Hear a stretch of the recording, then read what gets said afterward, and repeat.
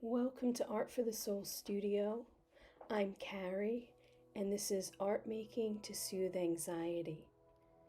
Today we're going to focus on creating safe spaces by painting the labyrinth. The materials that you're going to use today are watercolor paints. If you don't have watercolor paints, feel free to use markers, color pencils, crayons, whatever you have. And we're focusing first on creating the actual shape of the labyrinth.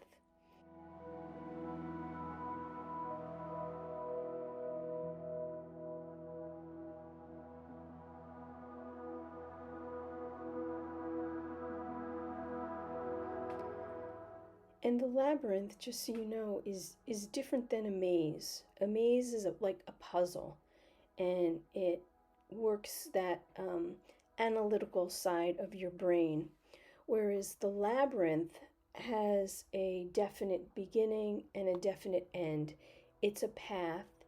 It's a path that has boundaries to keep you feeling safe so you can release your anxiety and tension and focus on whatever your intention is for that moment. When you're walking a labyrinth, you usually walk it with a question in mind. And often here, as you can see the painting coming into fruition, this labyrinth is like a spiral labyrinth, but there are many different shapes to labyrinths, but this is our basic one. The labyrinth throughout history has been used as a place for self-contemplation, healing, and transformation. It's a way for you to quiet the mind and kind of allow for that spaciousness to work through whatever it is you need to work through.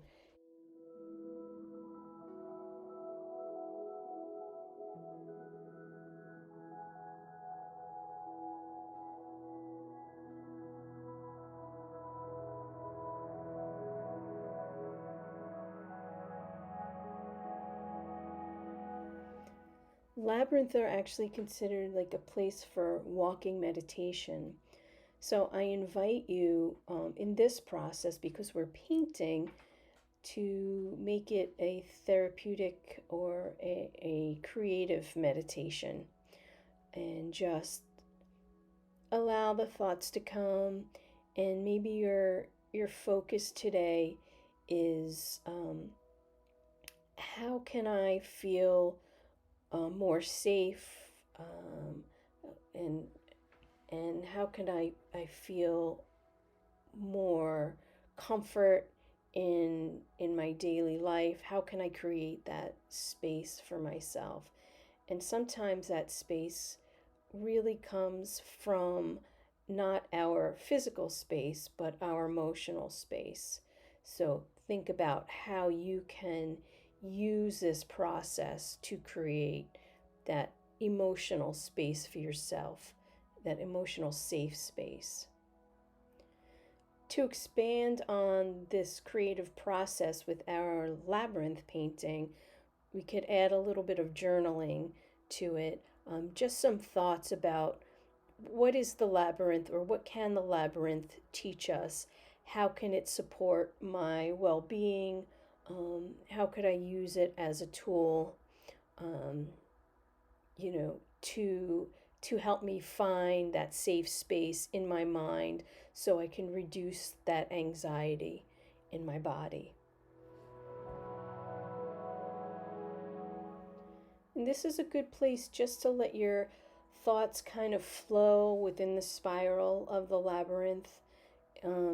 It's almost like a brain dump of thoughts and feelings. Don't worry too much about what you're expressing, what's coming out, your grammar, does it sound right? Again, the writing part of this particular exercise is also just a process. We want to process our thoughts in words if we can, and in art if we can, in paint if we can, in color, in mark making. We just want to express as much as we can.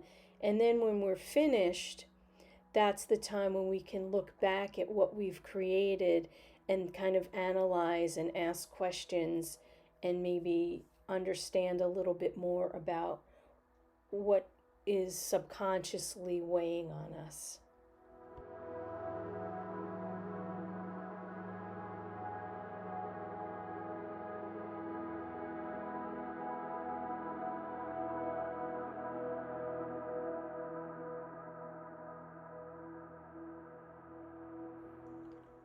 Once you feel you've expressed yourself in writing, you're welcome to go back and just use mark making, simple symbols, lines, patterns, just to add onto your labyrinth or your spiral and to help you continue integrating the entire process as a therapeutic exercise.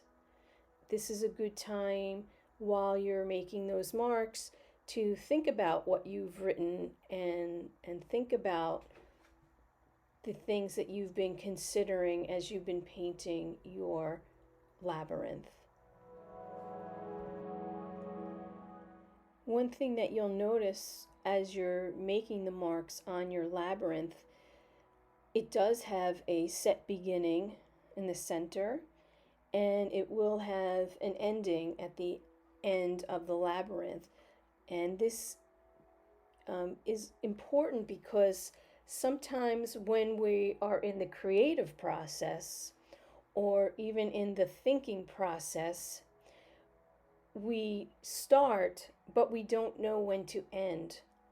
And I think that it's really important to know that there's a definite ending and it's time to move on to something else. For those of us that struggle with anxiety, when we're questioning or when we're having thoughts, especially about feeling safe in our minds and in our bodies, it could be a never ending spiral, right? But with the labyrinth, it invites you to start the process of thinking, but it also invites you to end it so you can finish, complete, and then move on to living your life and not being stuck in that thought or in that process. And that's one very beautiful lesson about the labyrinth. Usually, the labyrinth is something that you walk. Here, it's something that we're painting and we're writing on and drawing on. And when we're finished with it, it is something that we can actually go back to and meditate on. You can use it as a finger labyrinth. And if you want to retrace your thoughts that you are working out today, or you want to work on another question or intention in your mind, you can use your finger to go along the labyrinth, knowing that you have a place to start, ask your question, or think about your intention, and then it ends. And this way, when it ends, we can integrate that information, those feelings, those emotions, and kind of move on. With this labyrinth, I actually started in the center and worked my way outwards, because I started so I can work my way through what was on my mind and then kind of release it. When you walk a labyrinth, or when you use this for your finger, you can start on the outside and you could follow the labyrinth all the way to the center. And the center is a place where you can sit quietly. This is really the best place for you to contemplate the fear that you've been feeling. Why are you feeling this fear? Where is it truly coming from? Is it based in reality, in realistic thought? Or is it more so based from worry? Is it something that's happening or you think that is going to happen? or is it an experience that you've happened in the past and you're afraid of that repeating? So this is the time for you to come to a sort of conclusion about the basis of your fearful thinking. I hope that this process has been helpful for you in putting your thoughts about the things that cause you fear into perspective. That's really important in helping us manage our anxiety, putting our thoughts into perspective. I want to thank you for allowing me to guide you through this process today. I hope that it was helpful and that you did get some relief from it, or some, understanding of your thoughts and your thought process and how to manage it. If you would like to continue to work with me in my non-clinical therapeutic arts program, I work one-to-one online.